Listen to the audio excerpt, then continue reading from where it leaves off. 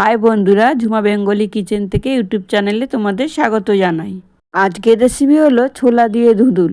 দেখো তো তোমরা কে কি বলো এই সবজিটাকে। আমি তো জানি ধুদুল কিংবা নেনুয়া। তোমাদের কিছু নাম জানা থাকলে কমেন্টে জানিও তো। ধুদুলগুলো আমি ছিলকা না ছাড়িয়ে এইভাবে ছুরি দিয়ে চেঁচে আগা আর মাথাটা কেটে নিয়ে জলের মধ্যে ভালো করে ধুয়ে নেব।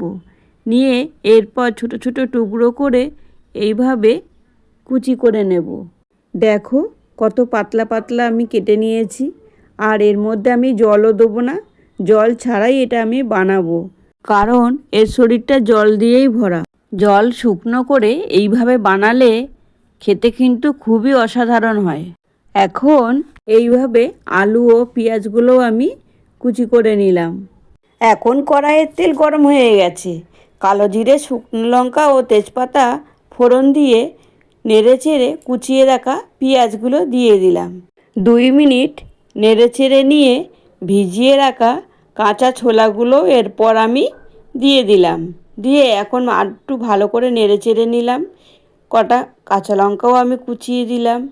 কেটে রাখা আলুগুলো আমি দিয়ে দিলাম। দিয়ে ভালো করে নেড়েচেড়ে ভেজে নিলাম।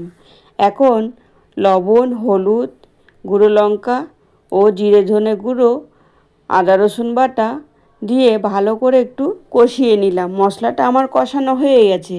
কেটে রাখা ধুদুলগুলো দিয়ে এইভাবে নেড়েচেড়ে একটা ঢাকনা দিয়ে ঢেকে দিলাম। ঠিক 5-7 মিনিট পর ঢাকা খুললাম। জল বেরিয়ে গেছে। এই জলটাই আমি এখন শুকনো করব।